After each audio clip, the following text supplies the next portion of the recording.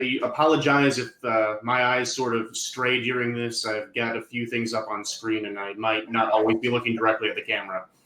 So I thought I'd start this out an old-fashioned way, talking about where the word academia comes from. Actually, I looked it up a long time ago. We'll get back to that. It turns out academos, or acadmus, I think is how, I'm not sure how to pronounce it. It was a mythical Greek hero who had a grove of trees planted on his burial site after he died. That area was supposedly sacred to the goddess Athena because she was the goddess of warfare. But she was also the goddess of wisdom, which might be why that same site was eventually used to host lectures by... I'm trying to see if the share screen works. Give me a second. This guy, Plato. In ancient Greece, if you wanted to learn something, you went down to the groves of academe. Depending on who you ask, this garden might rightfully be considered the birthplace of the academics, of Western philosophy. Some might even say it predates the study of science. Think about that. In many ways, that was the only place you could go to learn. Anywhere to think. Nowadays, people learn everywhere. It happens so often that it's boring. Most of you have probably been told that you're overthinking something at some point in your life. Never a compliment. Way back when it was first invented, school was a tourist attraction. You went down to the Grove of Academe to spend a neat night out. Today, ugh. So, I don't know how many of you guys watch my content, but I run a channel called The Imaginary Axis. Yeah.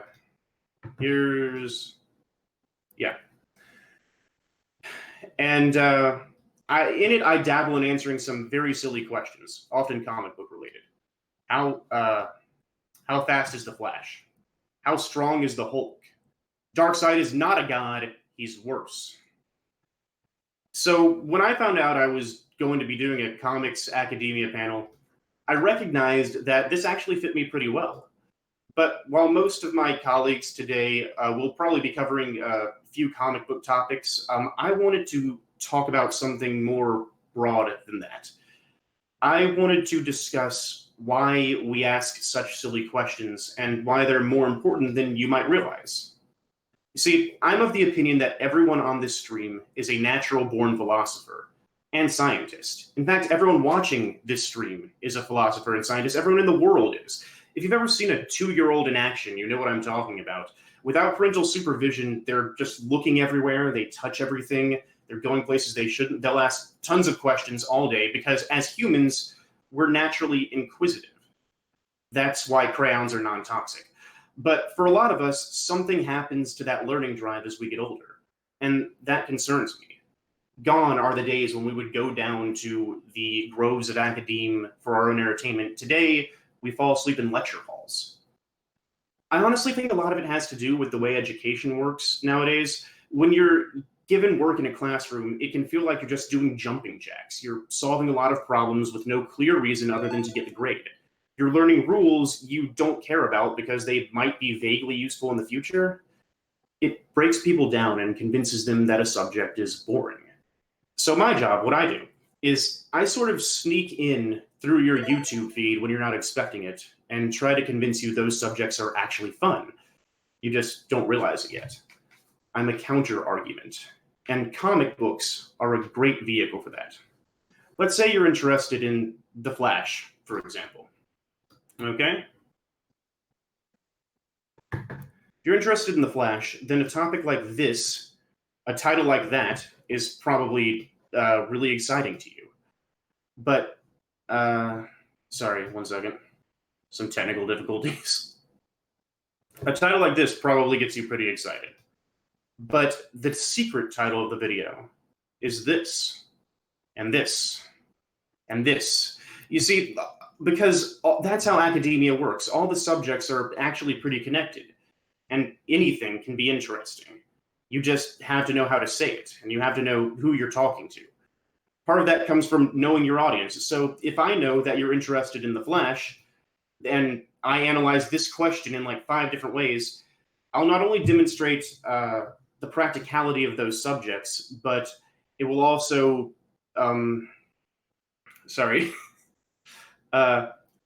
It'll not only demonstrate the practicality of that subject, but it will also probably find at least one subject that you think is pretty neat.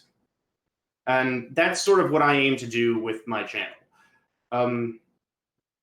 That natural curiosity we have as children never goes away. We just stop voluntarily analyzing things when they repeatedly give us abstract or uninteresting results. So I don't think what I'm doing is deceptive. I pretty much always give my viewers the answer to the question that the video promises and the title. But the beauty is that these are all genuine questions I myself had before each project started, and I show my work in the video itself. None of them are setups where I've just known the answer forever and decided to set the record straight.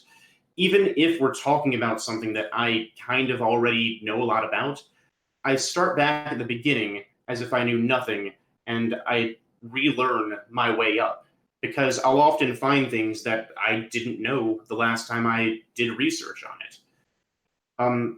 See, what I did here is I got a silly question in my head, and I decided to pursue it until I was satisfied. And that resulted in me learning a lot of different things. More people should do this. Overthinking is underrated. I was actually talking to a friend of mine the other day about the Industrial Revolution. It just happened, don't worry about it. But he told me essentially, yeah, we learned about that in school a long time ago, but I don't really remember anything about it. It wasn't very interesting. And that's a shame, because the Industrial Revolution is unironically a very important part of history. Studying history is important. I'd like to think that I'm fairly read on the Industrial Revolution, but that's not because I was paying attention in history class. I wasn't. It's because I really wanted to know how the Black Panthers' home country, Wakanda, kept itself hidden from the world for so long. Seriously, it was eating at me. Is it possible for an isolationist tribe to survive for that long completely on their own in that region of Africa? What are the implications of a 21st century Earth nation being so much more technologically advanced than everyone else? Is it possible for real Earth to have a utopia hidden under our noses that we don't know about? Well, it turns out the answer to all those questions is the Industrial Revolution, weirdly enough. Let me show you what I mean. Yeah.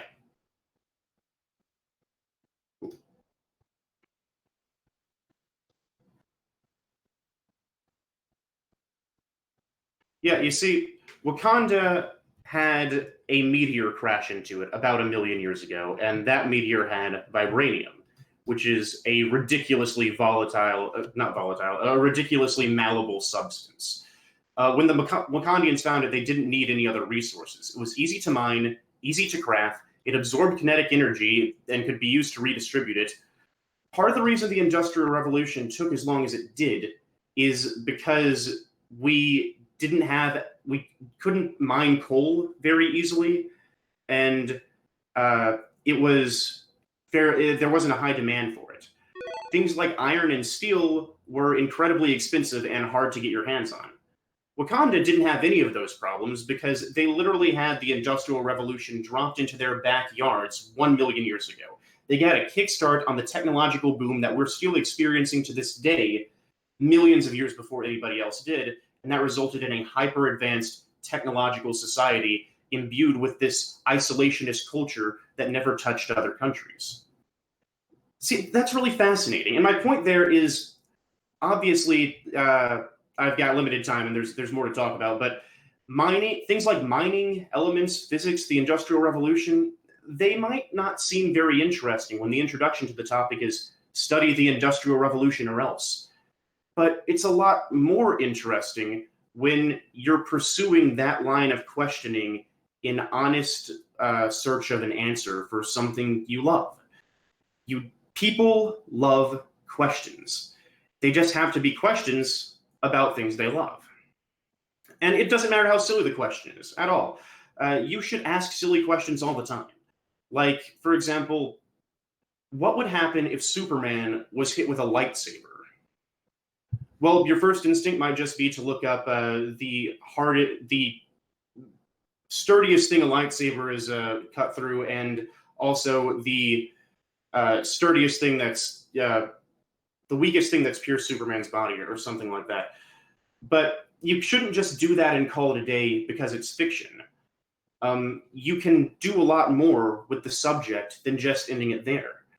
Superman doesn't exist, and neither do lightsabers, so technically speaking, there's no answer. You could find two well-meaning people who gave you completely different answers to this question, and both are equally right. One person just compared the weakest thing that's cut to Superman at some point to the strongest thing that a lightsaber has ever cut, and the other person did the exact opposite. The toughest thing that's failed to cut Superman versus the strongest thing that a lightsaber has ever cut through. But the silliness of the question and the flexibility of the answer doesn't make it a bad question. Overthink it a little bit. So, how does a lightsaber work? Well, it turns out that it's not actually light, it's plasma. Lightsabers have an arc of plasma being held in a magnetic containment field, which is exactly how plasma interacts with magnets in real life, because they're charged particles. We have been able to contain plasma in certain sites, in certain areas, using these large magnetic fields. There is obviously a component of technological advancement in a lightsaber hilt that we can't experience here, but they keep plasma in one area using the same methods that we're using today to study things like nuclear fission.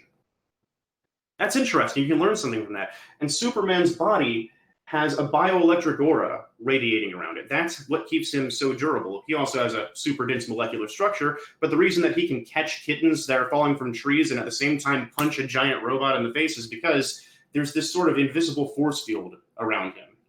What would happen if those two things interacted with each other? Those are the kinds of questions that we ask on the imaginary axis. Those are the kinds of questions I would encourage you to look at in the future, because you learn things from them. At the heart of it, every fictional story is a thought experiment. And I think people should spend more time putting thought into them. What do you have to lose? It's escapism. You enjoy putting thought in, you enjoy spending time in that world anyway. So why not do a little more thinking while you're there? And with any luck, you'll learn something you can also use in the real world when you get back. Asking silly questions might not immediately be super productive, but it makes us interested in things.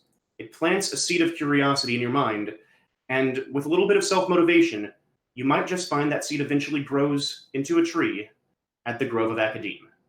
Thank you. That's all I got. Larry, I think the important thing that we need to figure out here is we've got the Juggernaut and we've got the Blob. Now, the Juggernaut is an unstoppable force, and the Blob can't be moved. So who wins? The Juggernaut, probably. Oh, okay. The comic publishers posting the story, they make the most money. The Juggernaut, if my memory serves correctly, he's been powered by a jewel, right? And mystical gem, the Kitaract gem.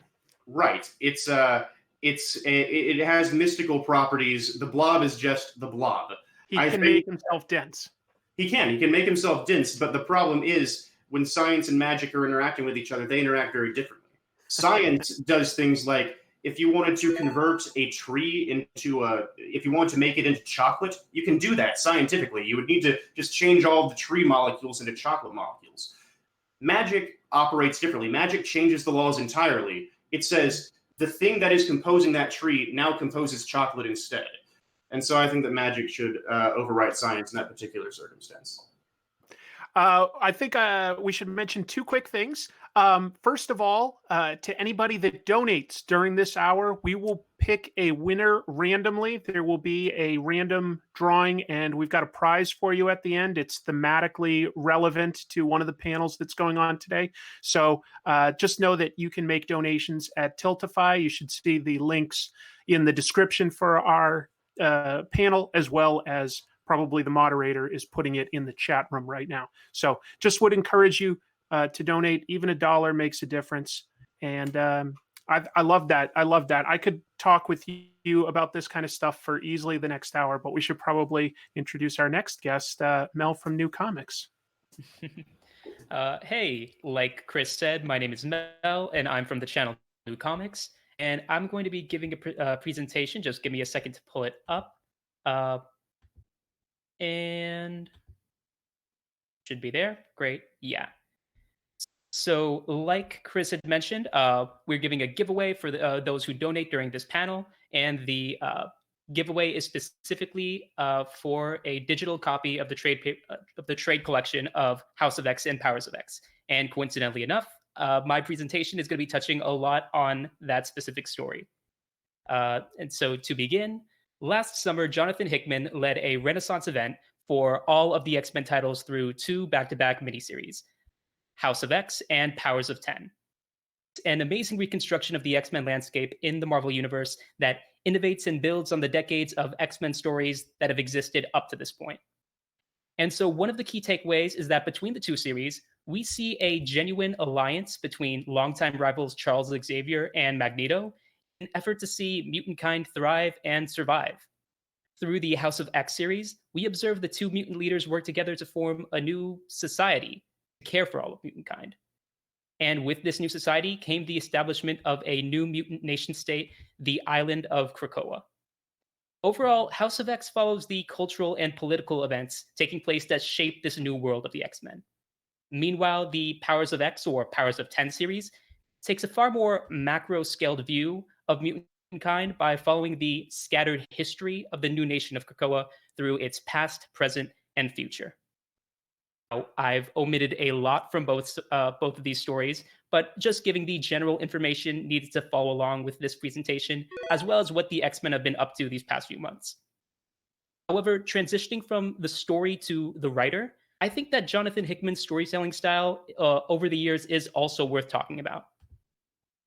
Anybody who's picked up a few issues of Hickman's X-Men work so far has definitely noticed the writer's commitment to fleshing out the world of the X-Men right now. From designing maps of the mutant nation state of Krakoa with clearly defined districts, to fictional newsletters that are meant to better characterize the world's inhabitants. However, Hickman has also had a history of committing to world building in plenty of his other works as well. Some very notable instances of Hickman taking the time to design and detail his fictional realms, the creation of Builder Machine Code in his run on the Avengers, the cartographic feat of constructing Battle World from Secret Wars, and even more recently, he's had similar companion piece pages that serve to give a glimpse of the realm of his story in his recent Decorum series. So it's no surprise that Hickman has gone so far to develop so many pages of fictional data entries to give the reader a better sense of the mutant world that they're reading about. However, there is one facet of Hickman's new world of the X-Men that I believe stands out over all the rest: the language of Krakoa. For readers of Hickman's Avengers, the Krakoan language may seem like a rehash of Hickman's short-lived attempt at fleshing out the Builder Machine Code. But I believe that comparing these 2 alphabets is a bit more like comparing apples to oranges. While they share similar aesthetic characteristics, diegetic rules serve vastly different purposes. Now, the original script of House of X does describe the Krakoan being a bit more of a font rather than anything else, since really all it's doing is swapping out letters from our regular alphabet with these new symbols. However, the in-story explanation for Krakoan is that it is indeed a new alphabet with unique symbols, phonology, syntax, and grammar, unlike any other human language. Now, clearly Hickman has gone through a lot of work to design and explain the function of this entirely ancillary facet of his story's lore. However, I do believe it's worth asking why Hickman made the conscious decision of creating this pseudo-language in the first place. Hickman's use of Krakoan in both the narrative and the composition of each X-Men issue suggests the idea that the Krakoan language is meant to be far more than just a charming aesthetic that suits the new mutant society. Graphically, Krakoan is introduced to the reader through its presence on the X-Men title pages to present both the name of each series and its issue number, as well as in the final pages, teasing the next issue's core themes. Meanwhile, the language of Krakoan is introduced to the reader in a more explanatory form within the very first issue of House of X, as Magneto briefly monologues on the authority and cultural significance that this new language is meant to have. Once we're well within the mutant lore and history of Hickman's new world for us, we're finally privy to the diegetic origin of the Krakoan language, as Xavier tasks the mutant Cypher with the grand feat of working with the living island of Krakoa to design a new written language that suits all of mutant kind. In each of these instances, from the subtle to the explicit, Hickman is clearly playing up the impact that this new language is meant to have. And while it's one thing to suggest that Krakoan matters, I think it's far more fair to explore the reasons why it matters as well.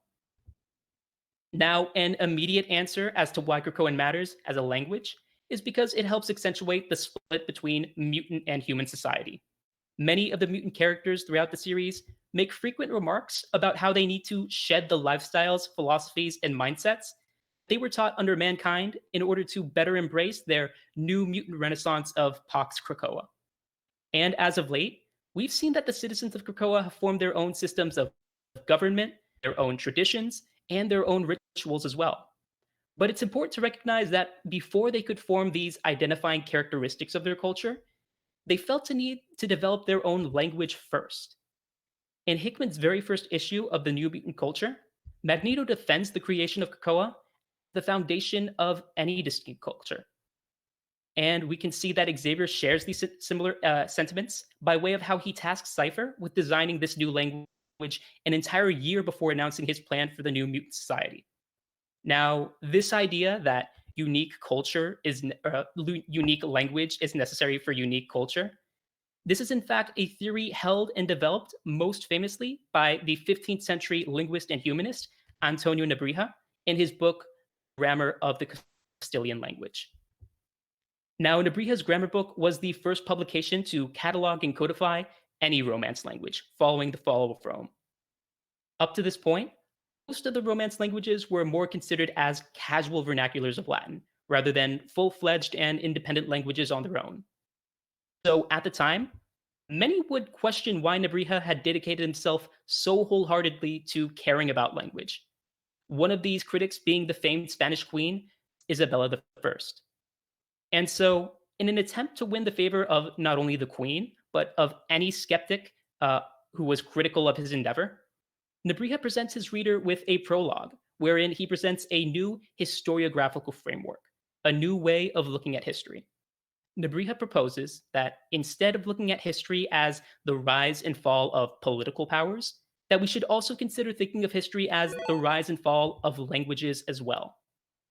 Nebrija justifies this framework in his very first sentence, when he delivers his most famous line, I find one thing and come to conclusion most certain, that always language was the companion of empire, and followed it such that together they began, grew, and flourished, and later together they fell.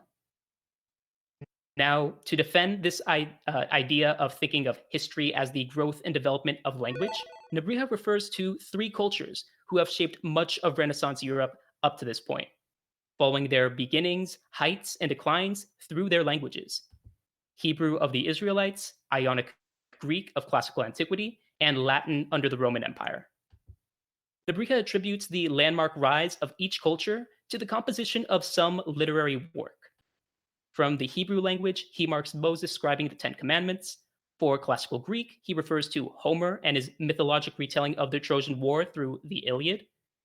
And under Latin, he presents Livius Andronicus, the first Latin playwright and father of all of Latin literature.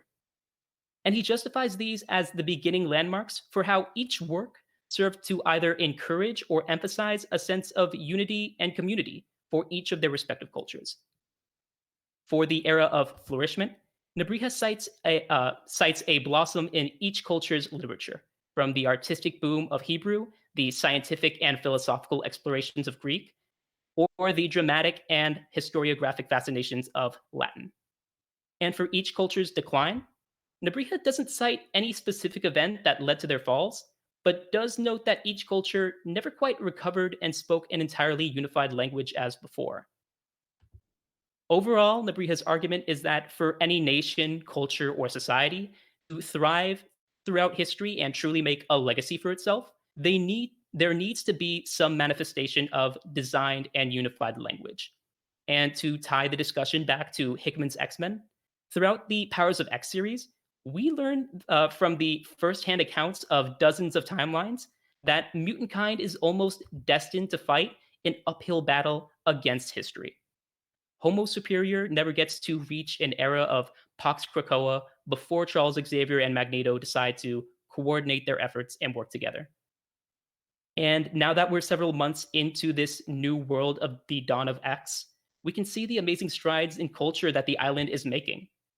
I think it's important to recognize that none of this would have been possible without the symbolic power that comes with a unique and unified language of Krakoan. And so to end this presentation, I wanted to leave you all with this quote from the final page of House of X #1. I have a new word for the lexicon of man, Krakoa. And in the future, when you speak it, make sure you do so softly and with proper deference, for we will be listening. Thank you. That's amazing. Yeah, well Thank done. you, Mel. Brilliant. House of X Powers of 10 was one of my favorite books out of like sort of mainstream superhero stuff. And I love Hickman's world building, but thank you for taking it to another level. As somebody that had to learn Latin in high school and never really found a tremendous use for it, I did appreciate being able to relate to this presentation. You know, I think the argument that was made about the connection between culture and language itself was accurate. I think history would show that oftentimes the two sort of rise and fall together. I mean, not that there aren't languages that we use today that aren't necessarily indicative of like Latin, for example, is still used in things like science. But aside from those, yeah, I think that the conclusion was pretty spot on.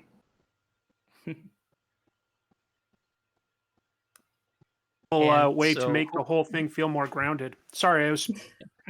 No, it's all right. I was just gonna remind the chat, our audience viewers, that donating, they will win the chance to read this same story that I had just talked about and went in depth about with its language, House of X and Powers of 10.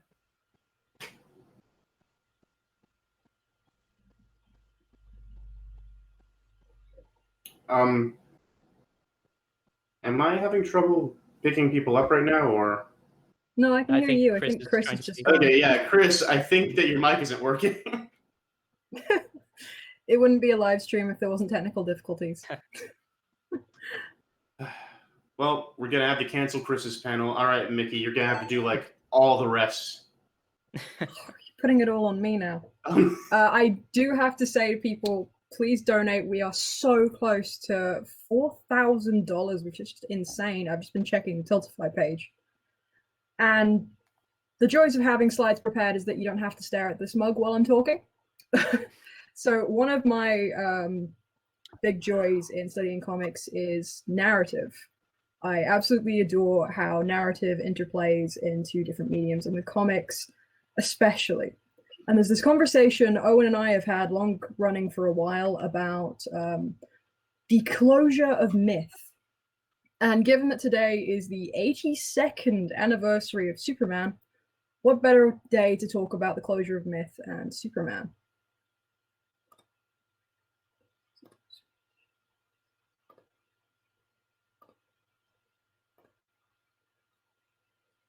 There we go. I'm hoping it worked.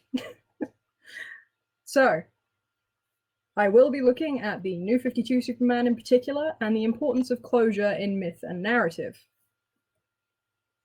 So Superman is a character that has endured for over 70 years, 80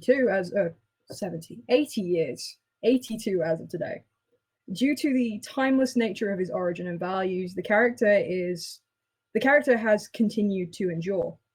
However, despite this fact, there have been a number of attempts by DC and various writers to modernize the character for a younger generation for some reason. A primary example of this would be the still ongoing Earth 1 series, which has entries for not only Superman, but Batman, Wonder Woman, Green Lantern, and the Teen Titans as well. However, a far more drastic example can be seen in the New 52 initiative beginning in 2011. The New 52 initiative essentially restarted the DC universe as a blank slate, allowing new readers to jump onto long-running characters as well as modernizing characters for the 21st century. The initiative spun out of an event called Flashpoint. It was a storyline that saw the Flash, Barry Allen, drastically alter the timeline through manipulating time. The result was a new universe that combined the main DC timeline, Wildstorm universe, and then better integrated the Vertigo Comics universe. For some characters such as Batman, their timelines were just simplified. Events still happened, but in a much shorter time frame. Other characters were not as lucky. Superman was one such character who had to be completely reset to establish his mythology and hopefully reintroduce the character to a new audience. Superman's introduction to the New 52 didn't have the best start. While the Action Comics title was spearheaded by Grant Morrison, telling the story of a much younger Clark just beginning his journey in Metropolis, the Superman title, on the other hand, was under the pen of the legendary George Perez, which should make a perfect combination. However, Perez only stayed with the book for a handful of issues. The reasoning for this, Perez explained in a 2012 interview with Comics Alliance. Unfortunately, when we are writing major characters, you sometimes have to make a lot of compromises, and I was made certain promises. And unfortunately, not through any fault of Dan DiDio, he was no longer the last word.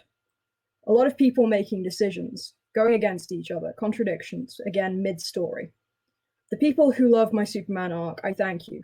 What you read, I don't know. After I wrote it, I told them, here's my script. If you change it, that's your prerogative. Don't tell me. Don't ask me to edit it. Don't ask me to correct it. I don't want to change something that you're going to change again if you disagree. As Perez goes on to say in an interview with CBR the same year, I had no idea Grant Morrison was going to be working on another Superman title. I had no idea I was doing it 5 years ahead, so I was kind of stuck. Oh my gosh, are the Kents alive? What's their relationship with all the other characters? Who exists? And DC couldn't give me answers. I said, oh my gosh, you're deciding all these things, and you mean even you don't even know what's going to happen in your own books. So it's clear that DC's creative heads had in mind their own ideas for Superman, but what they didn't have was clear communication or even a complete vision, just ideas with no direction. This was largely true through the first few years of the initiative. However, organization and strength of storytelling took a drastic change up until the point that the Rebirth Initiative was decided, and the days of the New 52 became numbered. This is most evident when looking specifically at the character of Superman. To make things clear, there is a distinct difference between a story just ending and a story having a conclusion. A story ending is incredibly common regardless of media. Batman Year One has an ending, but it doesn't necessarily have closure for Batman. The story as a whole talks about the first year of Batman's career, and while that story is complete, the ending leaves it open for Bruce Wayne to go on and have more adventures.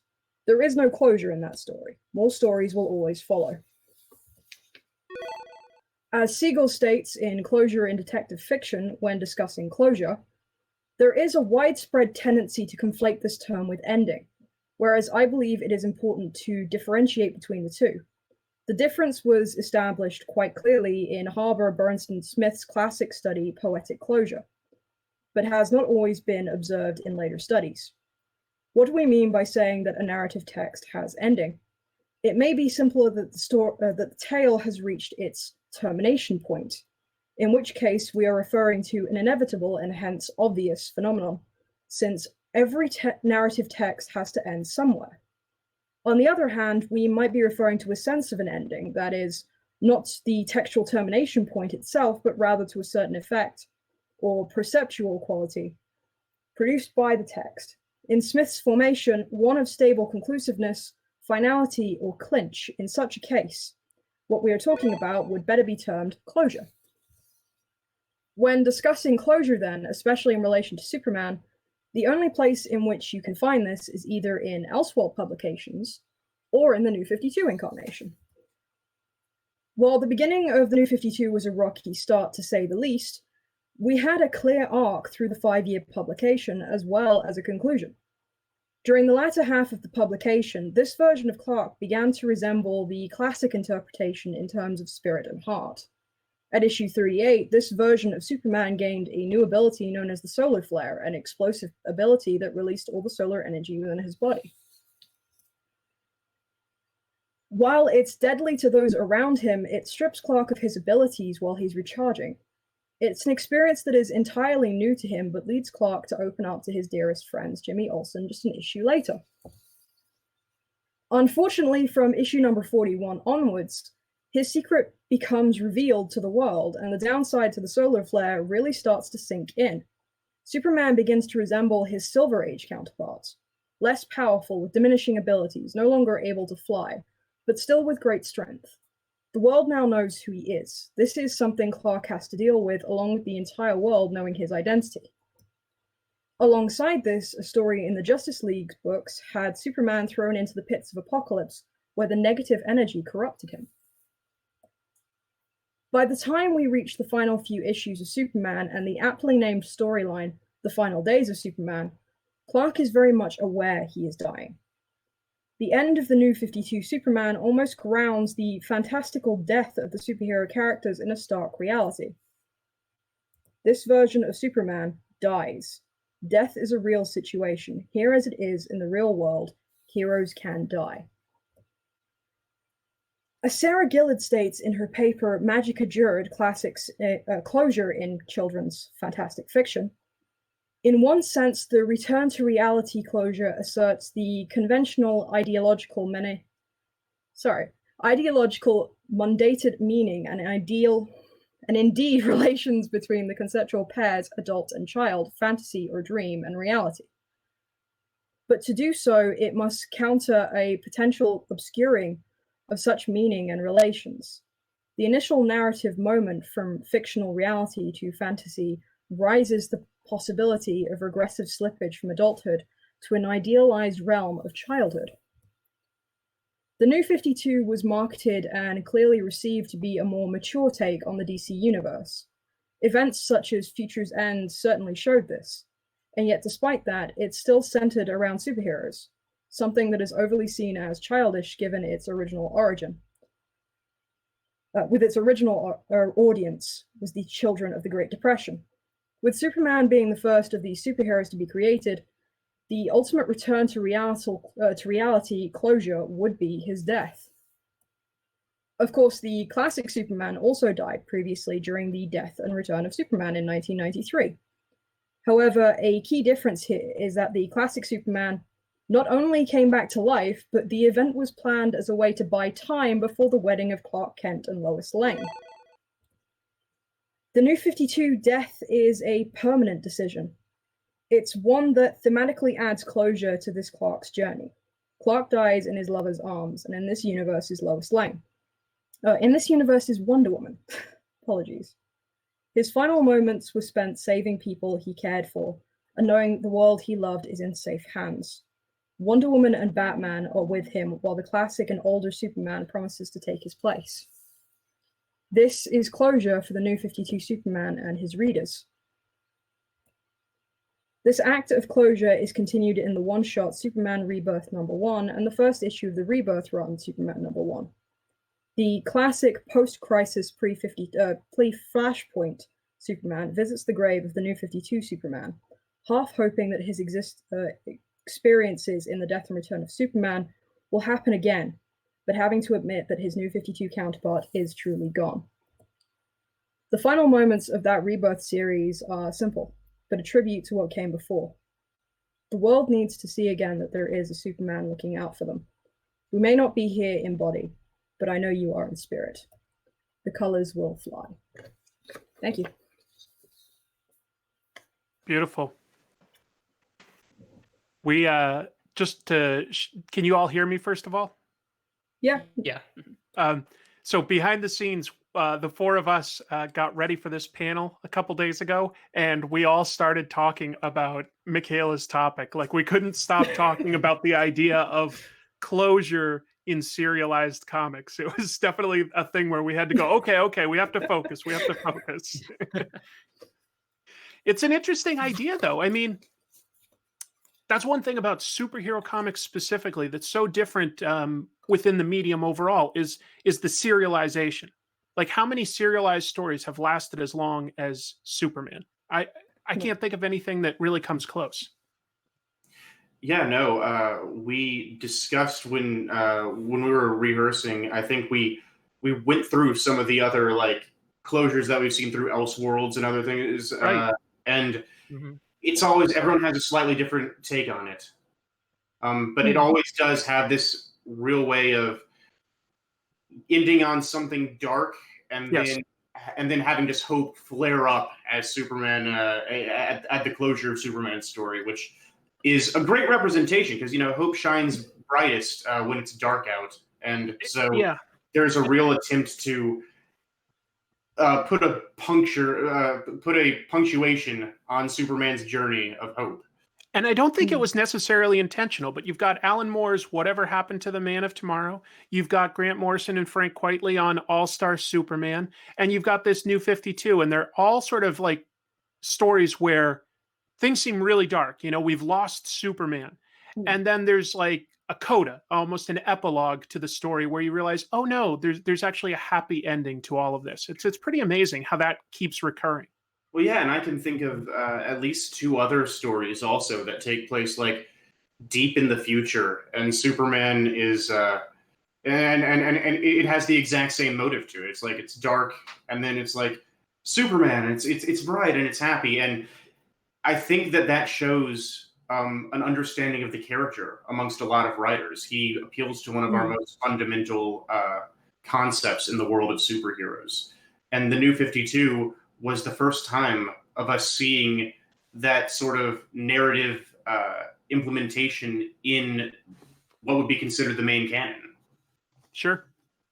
I do. I think the New 52 is the first time they tried to experiment with Superman not necessarily being like your father's Superman, not necessarily standing for hope. But I think the more it went on and they got to the end of it, they went, oh, wait, this is Superman. Yeah. Of course he's hopeful. I mean, even if we're going to kill him, at least he's going to save the people he loves. And before I pass over to Chris, we have just passed 4K in donations. Yeah. That's US dollars. amazing. But yes, that's very impressive. Yes. Thank you, everybody, for that. Keep in mind, donations are not necessary, but it is all going to a great cause. And every dollar helps. Also, keep in mind, everybody that donates, you're entered into a random raffle drawing to win the House of X Powers of 10 compilation book. So, I think, did we just get the winner? Yeah. Yeah, We it was did. a Jeremiah Kastner with 50 USD. Thank you, Jeremiah. Yeah. Congratulations. Congratulations. I'm sorry if I got your last name wrong. Yeah, you know what? Just hang up now. You can't do that to him. All right. Later, everybody. All right. So I'm glad I'm here because to anybody that's watching, you may have seen like my little window disappear for a little while. My laptop crashed in the middle of Michaela's presentation, but fortunately, I am back, and I've got a topic. So the topic today begins, as any good comic book story does, with Jack Kirby. Now, Jack Kirby is well loved by comics fans for co-creating characters from Fantastic Four to Darkseid. But beyond creating characters, Kirby created entire comic book genres for comic books. Together with his partner, Joe Simon, they invented romance comics in 1947 with Young Romance.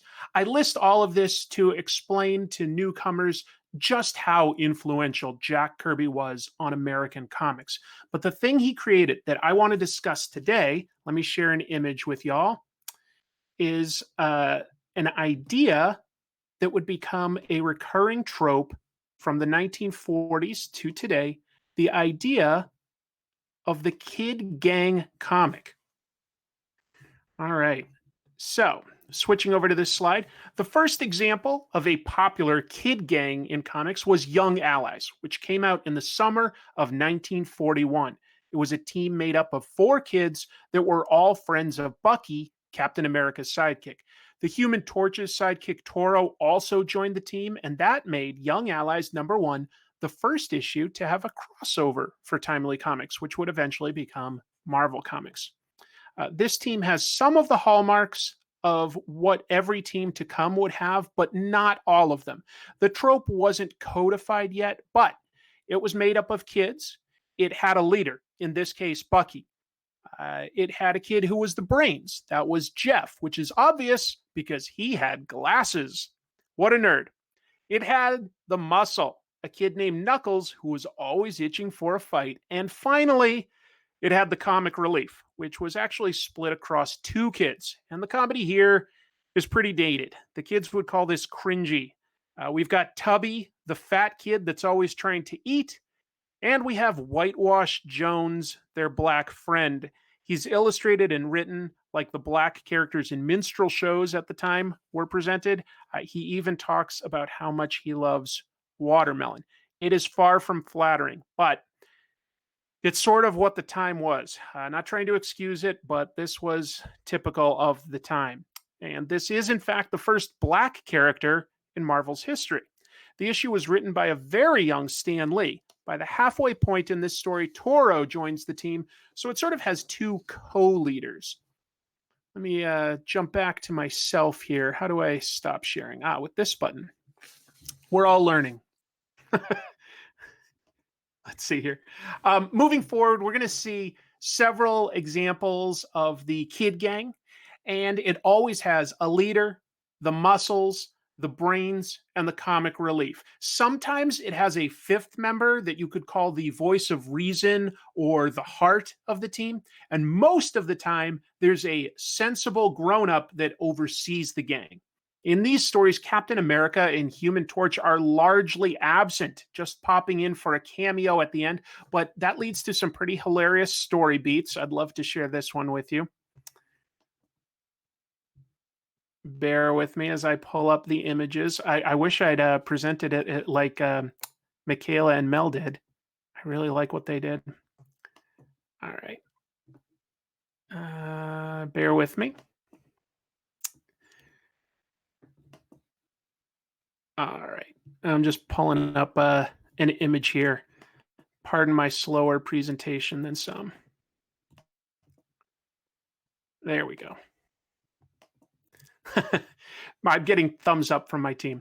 All right. So I wanted to show this great story. In this first issue, the kids find themselves over in Germany and actually beat up Hitler. Through the course of Young Allies, they would also beat up all the Axis powers, including Toho and Mussolini. So that's pretty cool. Moving forward, after that, this team is chased out of a German base. And the kids find a rotting corpse. They desecrate the body to get back in. Bucky puts the human skull over his head, and Jeff paints it with his watercolor set. And then Bucky gets on Knuckles' shoulders with a trench coat, and they sneak back into the base to fight the Red Skull. So pretty hilarious. I love Golden Age comics. They would do anything they felt like. There's several interesting things about this team. The kids are all written as street-smart orphans, and some of their background may have come from Kirby's time growing up in New York tenements during the Great Depression. They were probably also influenced by the popular 1935 Broadway play, The Dead End Kids. It was about a group of homeless but street-tough kids that took care of each other during the Great Depression. The group went on to appear in movies well into the 50s. Jack Kirby and Stan Lee only worked on the first issue before Jack left for DC Comics.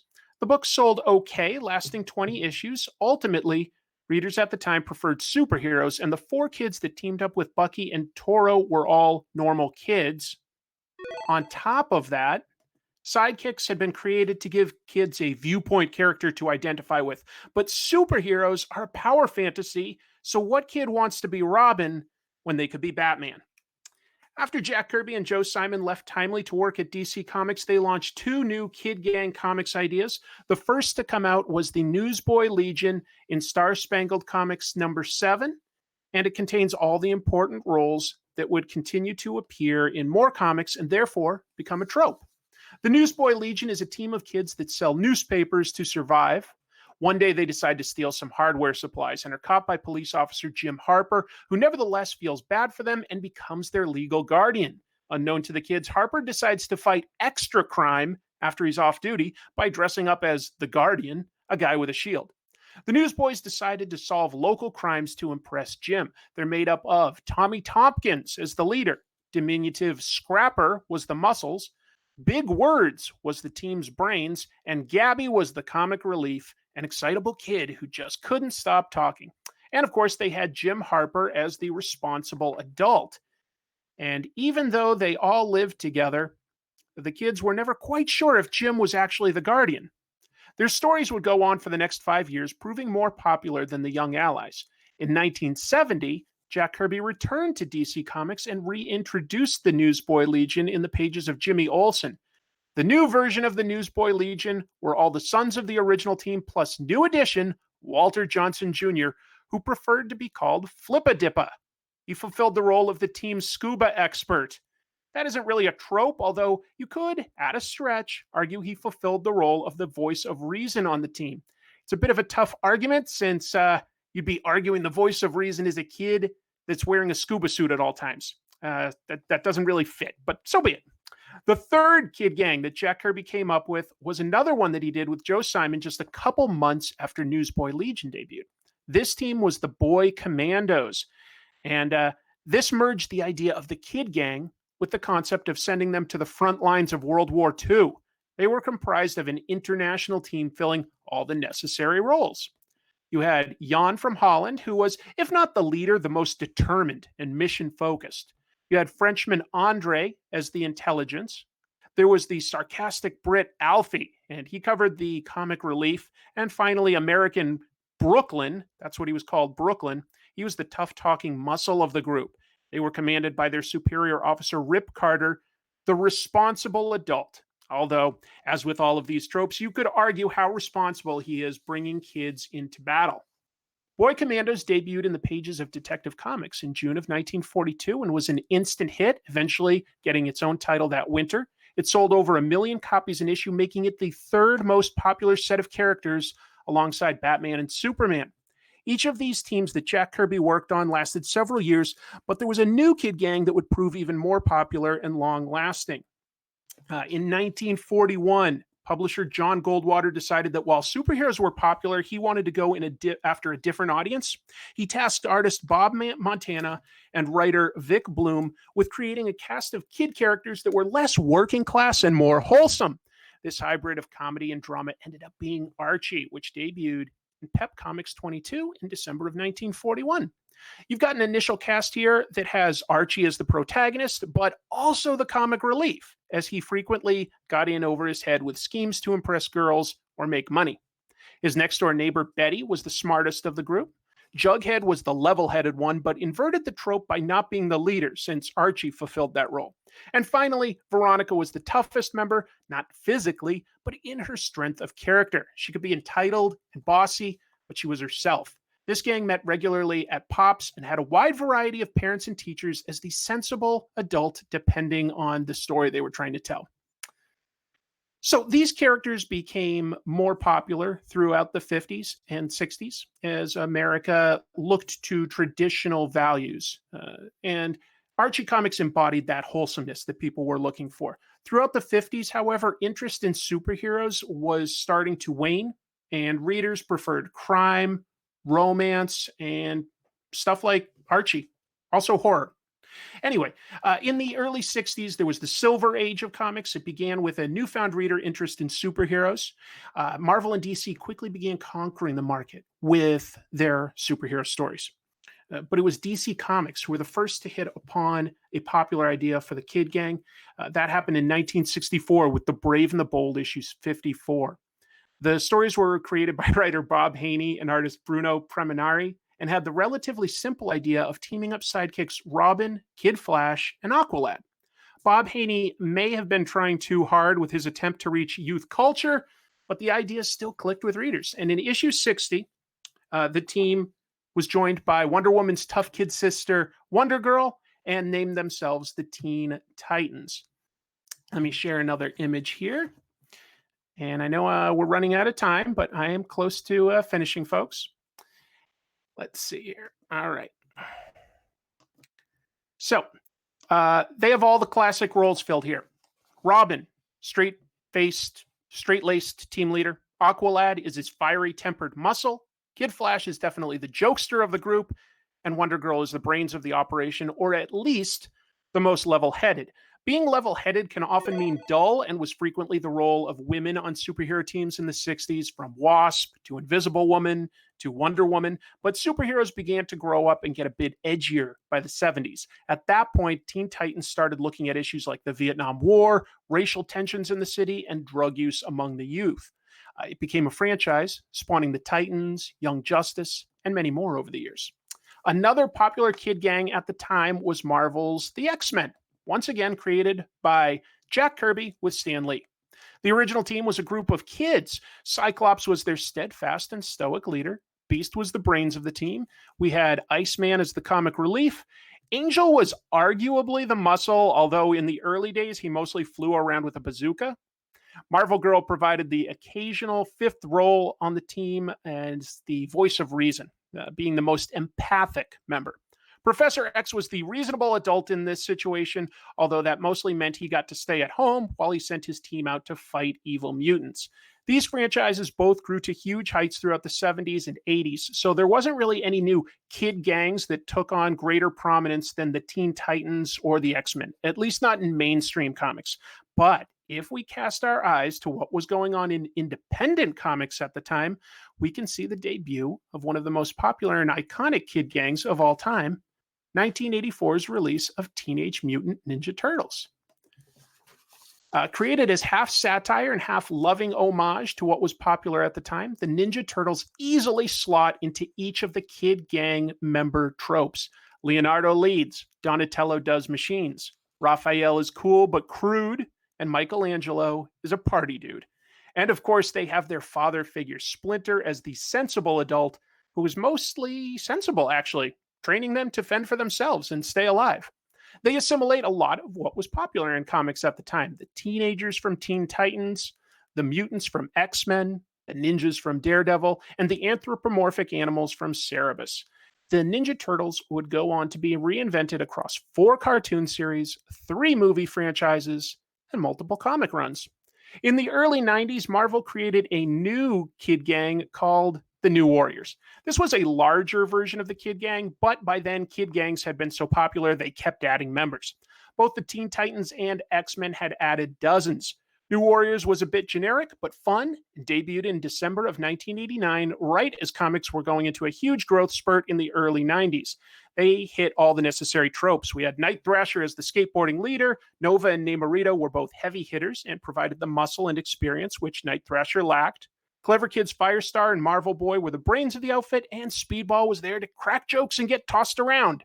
The sensible adults were Night Thrasher's legal guardians, Cord and Ty, although Ty was eventually revealed to be a villain. The trope is on shaky legs with this one, I will fully admit. Most of these teams continue to be reinvented and renewed for readers. There's been many iterations of the Teen Titans, X-Men, New Warriors, and Ninja Turtles. The Newsboy Legion even got reinvented in the pages of Superman in the 90s. But the trope of the kid gang continues into the modern age. One example is the Image Comics title Paper Girls by writer Brian K. Vaughan and artist Cliff Chang. 4 newspaper girls become friends and allies when they're caught in a war across time by rival armies. Erin is the leader of the team, initially concerned with protecting her young sister. Mac is the muscle of the group, a true tomboy with a foul mouth. KJ is considered the smart one by her friends and fills the role of the brains. And finally, Tiffany is a motor-mouth gamer who rounds out the team as the jokester. So, why is all of this a trope? Well, it recurs again and again throughout comics for a reason. We have to have these archetypes of the characters. It creates the tension needed because each person is filling a different role. There's inherent conflict there. And on top of that, each popular kid gang reflects society at the time, from Great Depression era newspaper boys battling Nazis to newspaper girls battling bullies. The kid gang trope endures. So, looks like I finished that just in time. I would love to have had discussion time for who your favorite kid gang member is. That was impressive timing. Yeah, we are just about to head out, aren't we? Yeah. We've announced our winner left. Yeah, we gotta wrap it up. So I was going pretty fast, but I had a great time talking with everybody. We've got more on the way. What's the next panel? Let's see. Anybody know? Superman Quest for a Good Game. Yes. Oh, I love a good Superman panel. We're going to close now, but stay tuned. Stay tuned. We're about to get the Superman Quest for a Good Game panel. A lot of great YouTubers on that one. That'll be a really fun episode. Thanks for joining us. Have a fantastic day, everybody. Bye, everyone. Bye. Stay safe. Keep reading.